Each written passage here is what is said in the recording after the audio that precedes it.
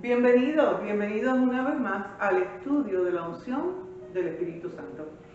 Hemos decidido dividir el título del estudio en la unción y el Espíritu Santo. La semana pasada estudiamos acerca de la unción, qué es y para qué sirve. Y en esta semana vamos a estudiar particularmente el Espíritu Santo. Ahora vamos a ver el Espíritu Santo desde una forma ministerial, ¿verdad? Y para eso pues vamos a comenzar con Jesús. Jesús dice en el capítulo 7 del Evangelio de Juan, en el versículo 38, lo siguiente: el que cree en mí, como dice la Escritura, de su interior correrán ríos de agua viva. Obviamente es infantil pensar que Jesús se estaba refiriendo que desde la barriga de nosotros va a salir agua para todos lados, ¿verdad? Así que tiene que haber algo particular en este comentario, y de hecho en el versículo siguiente, en el 39, él lo clarifica. Dice acá: esto dijo del Espíritu que habían de recibir los que creyesen en él, pues aún no había venido el Espíritu Santo, porque Jesús no había sido aún glorificado.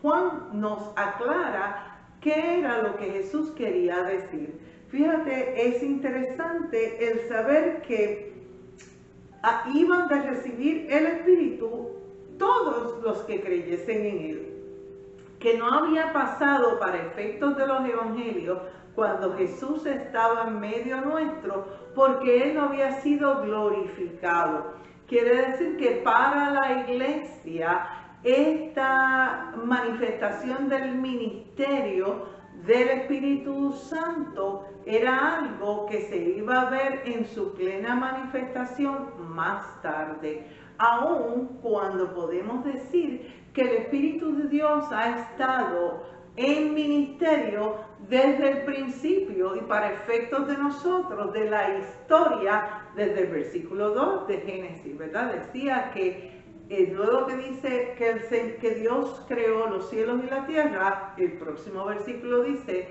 que la tierra estaba desordenada y vacía y que el Espíritu de Dios se movía sobre las aguas. Quiere decir que ya el Espíritu de Dios ha estado interviniendo en la historia humana, poniendo orden, trabajando en el desarrollo de la vida, de crear vida, ¿verdad? Así que obviamente Jesús en este pasaje particular estaba hablando acerca del Espíritu Santo en la vida de los que iban a ser y iban a formar la iglesia.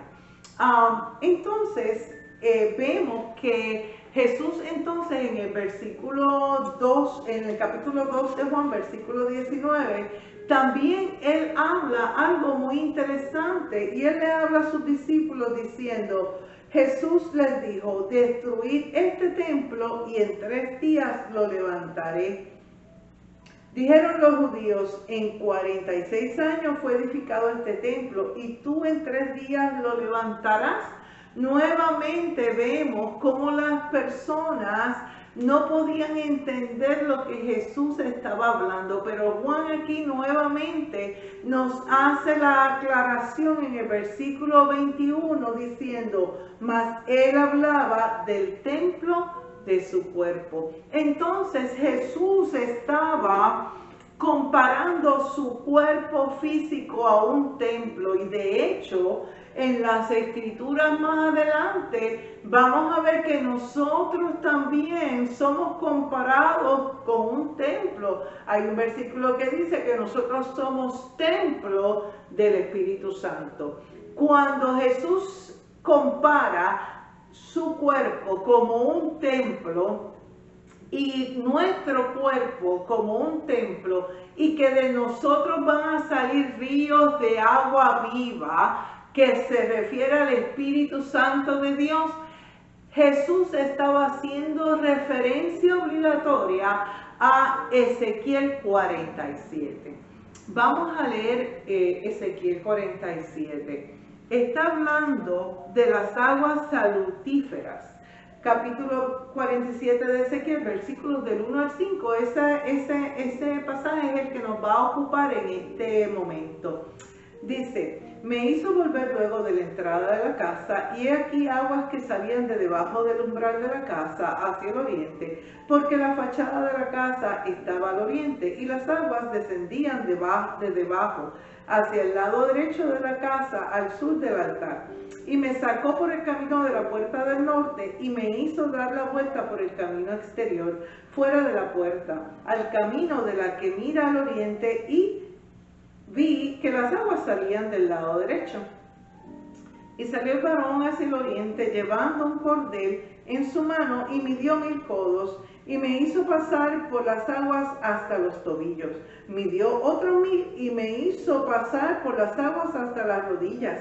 Y midió luego otros 1000, y me hizo pasar por las aguas hasta los lomos.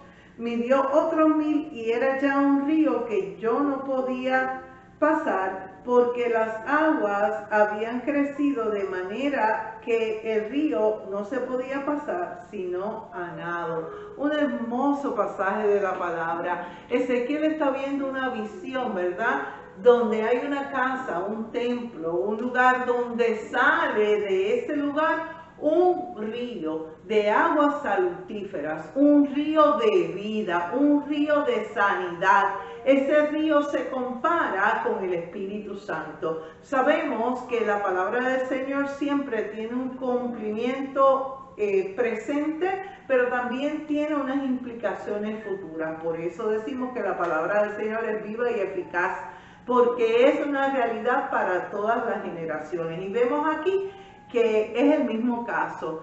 Cuando Jesús habla de ser el templo y que de nosotros va a salir un río de agua viva, está hablando del ministerio del Espíritu Santo dentro de nuestras vidas y en la iglesia como último trabajo de Dios hacia la humanidad, para la redención. Entonces, cuando hablamos del versículo 1, nos habla de ese templo y de esa agua que está saliendo de ahí, que está libre y que está disponible para todo aquel que esté interesado. Pero vamos a ver qué dice en el versículo 2. Hay algo bien particular en el versículo 2, y es que esta persona fue sacada del camino donde estaba. Y ahí vemos la primera etapa de la manifestación del ministerio del Espíritu Santo en la vida de la humanidad, en la vida tuya y en la vida mía. Ustedes me van a perdonar, yo entre otras cosas no soy artista, pero vamos a imaginarnos que esto somos nosotros, ¿verdad? Somos tú y yo, cada uno de nosotros en algún momento de nuestra vida. Entonces vemos que la primera etapa de la influencia o del ministerio del Espíritu Santo es la influencia. El Espíritu Santo está bregando contigo y conmigo desde antes que nosotros conociéramos al Señor. ¿Y cómo sabemos esto? En algún momento de nuestras vidas nosotros no queríamos saber nada del Evangelio, nada de Dios, porque creíamos que podíamos hacerlo mejor nosotros mismos. Pero de pronto, un buen día, sentimos una inquietud, sentimos como una atracción, y eso es parte de la influencia que el Espíritu Santo ejerce en nuestra vida. Nos inquieta, nos protege. ¿Cuántas veces estuvimos nosotros al borde del peligro de la muerte? Y por una razón que no entendíamos, nos salvábamos, ¿verdad? Esa es la interacción y la protección del Espíritu con aquellos que el Señor está llamando a sus caminos, ¿verdad? Y nos atrae, nos seduce, ¿verdad?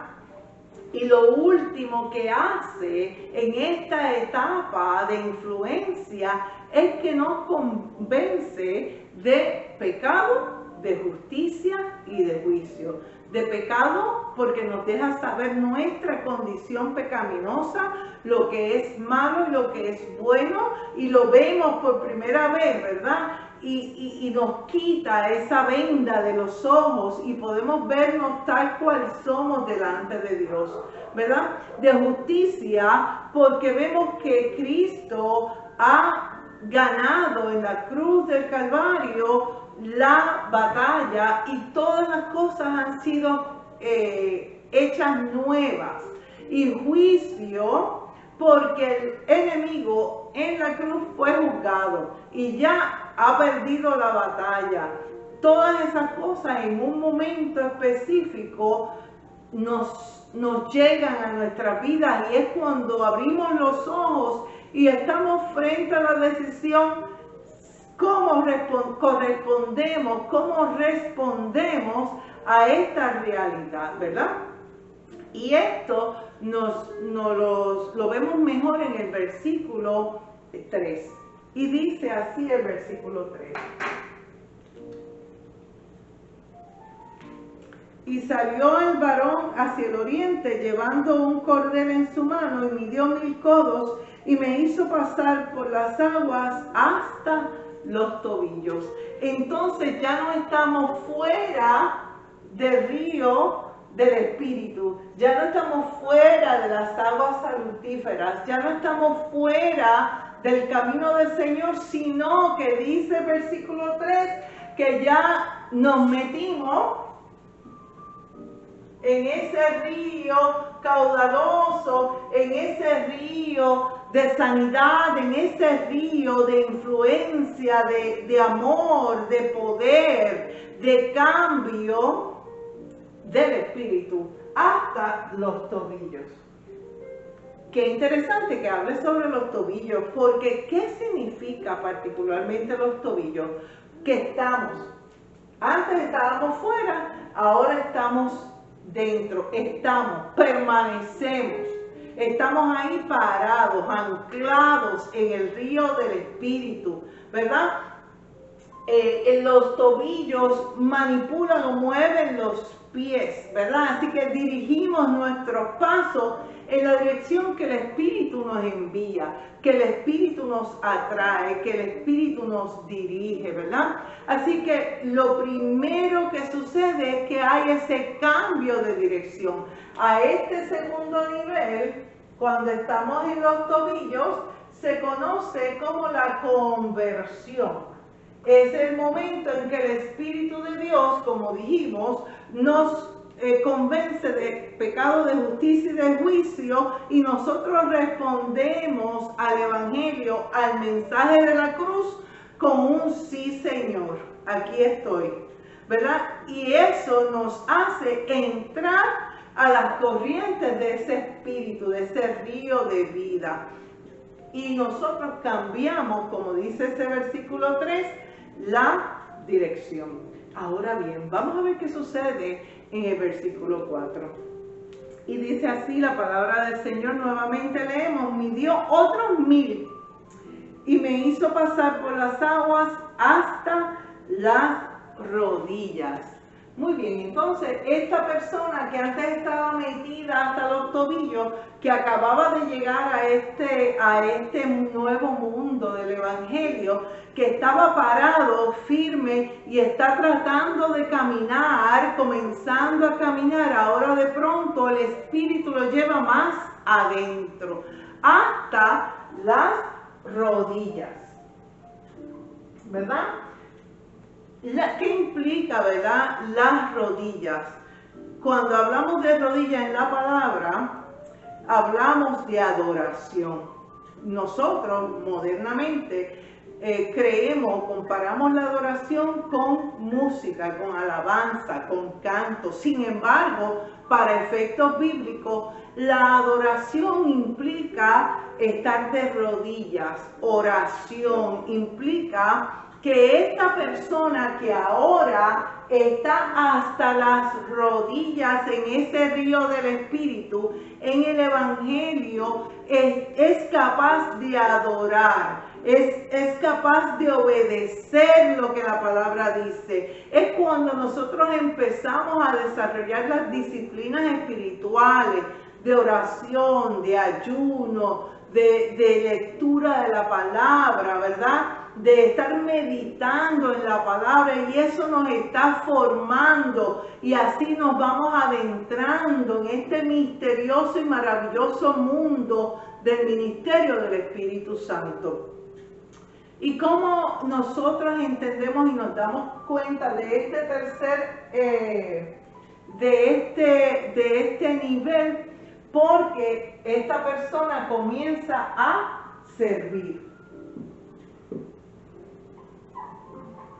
Este nuevo nivel, la persona empieza a servir porque está discipulándose, porque está trabajando en esas disciplinas espirituales que no hacen otra cosa que alertar nuestros sentidos espirituales para que deseemos servir dentro y fuera del templo, ¿verdad? Entonces, vamos a ver cómo sigue esta historia. En el versículo 4, la segunda parte, dice: midió luego otros 1000 y me hizo pasar por las aguas hasta los lomos. Los lomos es la parte de la cintura, ¿verdad? Así que esta persona que antes estaba hasta las rodillas, ahora está hasta su cintura, metida en el río de la vida, en el río del Espíritu. Y habla del poder. Cuando la palabra habla de los lomos, ciñete los lomos, me llegaba hasta los lomos, es la parte del poder del Espíritu.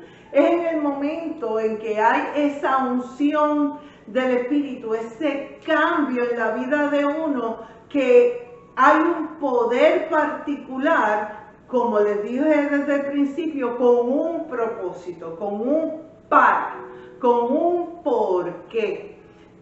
Particularmente, esto nos habla en Hechos, podemos leer Hechos capítulo 1, versículo 8, cuando el Espíritu de Dios entró el día de Pentecostés en aquella asamblea y todos fueron llenos del Espíritu Santo. Y dice la palabra del Señor que inmediatamente comenzaron a profetizar. Así que esa unción particular, ese poder, ese nivel más intenso, más adentro, con la persona del Espíritu Santo, provoca en nosotros un poder particular para nosotros poder ejercer, ¿qué? Los dones. Así que en este particular, donde nos llega hasta los lomos, vemos que es poder que tenemos. ¿Para qué? Para poder manifestar los dones del Espíritu. Los dones del Espíritu. ¿Cuáles son esos? Sabemos que son sabiduría, entendimiento, consejo, fortaleza, piedad, temor a Dios, el don de ciencia. Cada una de esas cosas es para la edificación nuestra y la edificación de la iglesia. Así que cuando llegamos a este nivel de poder, ya hay una manifestación más clara y más impactante, tanto para nosotros como para la iglesia, para el grupo, para los cristianos que se reúnen con nosotros y que están con nosotros. Este es un nivel que mucha gente le gusta quedarse, ¿verdad?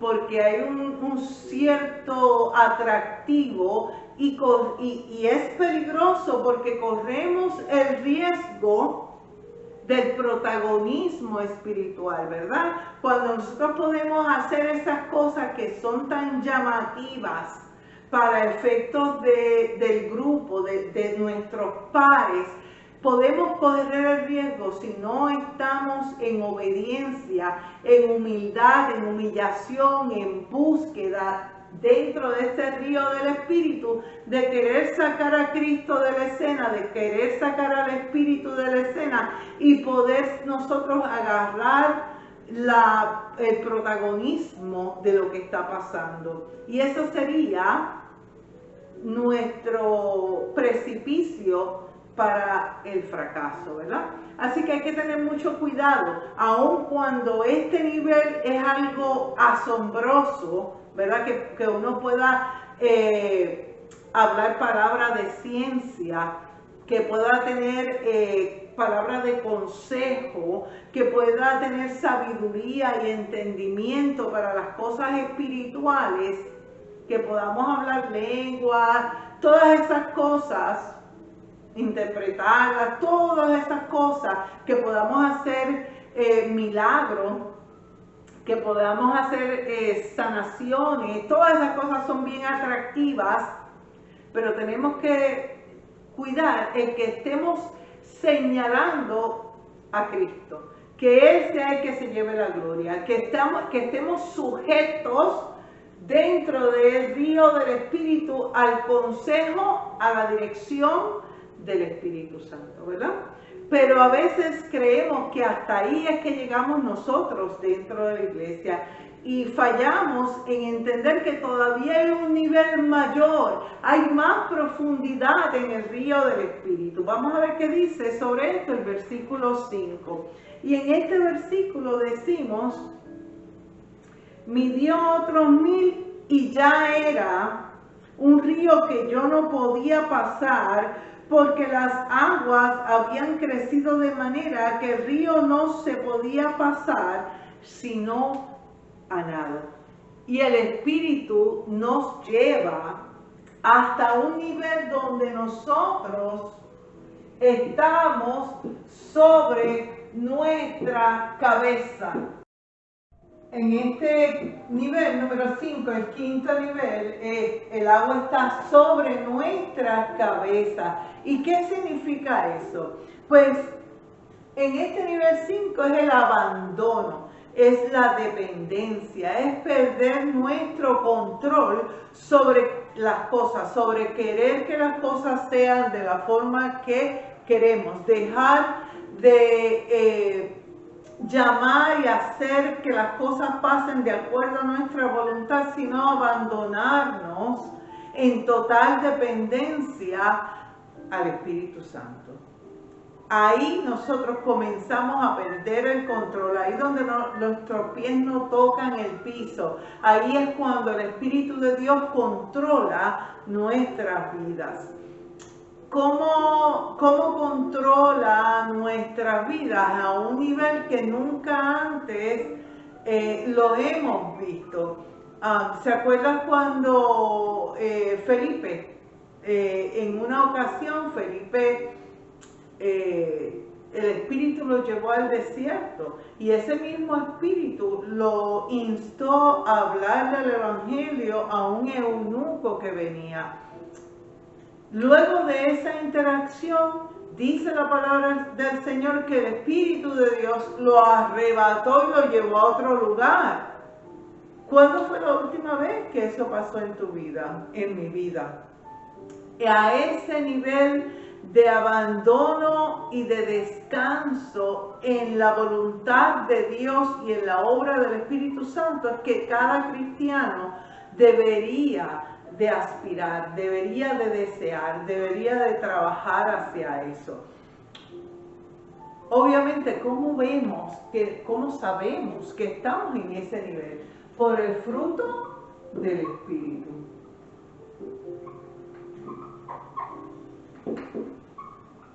En el nivel anterior estábamos hablando que era acerca de los dones. Cuando vemos los dones en la vida de una persona, sabemos que está en ese estado de poder, ¿verdad? Pero ahora vemos que hay fruto del Espíritu. ¿Y cuál es ese fruto? Pues sabemos que paciencia, paz, amabilidad, gozo, amor, bondad, fidelidad, humildad, dominio propio, ¿verdad? Cada uno de esos son aspectos de este fruto del Espíritu que se ve y se hace palpable en la vida del creyente cuando está completamente abandonado en el Espíritu Santo. Esto no es otra cosa que el carácter de Cristo. Quiere decir que la finalidad de nosotros como cristianos o la finalidad de la obra del Espíritu Santo en la vida del cristiano no es otra cosa sino que formar en nosotros el carácter de Cristo. De hecho, por eso nos llamamos cristianos, ¿verdad? Seguidores de Cristo, seguidores del rabino, ¿verdad? Del maestro. Y si somos seguidores de Cristo, se supone que cada día nuestro deseo es parecernos más a Él. ¿Y de qué estamos hablando? Pues de que en nosotros se manifieste el carácter y la persona de Cristo a través del fruto del Espíritu Santo. De hecho, Pablo habla a los Gálatas y dice en el capítulo 4, versículo 19, hijitos míos, por quienes vuelvo a sufrir dolores de parto hasta que Cristo sea formado en vosotros. Quiere decir que ese debe ser nuestro ánimo, nuestro objetivo, nuestra meta. Trabajar cada día para que crezca en nosotros más Cristo y haya menos de nosotros. El detalle aquí, y con este pensamiento terminamos el estudio, el Espíritu está presto, Dios está presto. Nosotros somos los que hacemos la diferencia. Es nuestro deseo, es nuestra actitud, es nuestra intención diaria de negarnos a nosotros mismos, de tomar nuestra cruz cada día y seguir a Cristo dentro de la influencia y del ministerio del Espíritu Santo de Dios, lo que va a hacer la diferencia y lo que nos va a ayudar a nadar en este río de las aguas salutíferas, de las aguas del Espíritu, hasta llegar a un nivel que no seamos nosotros, sino que sea Cristo en nosotros. Dios te bendiga.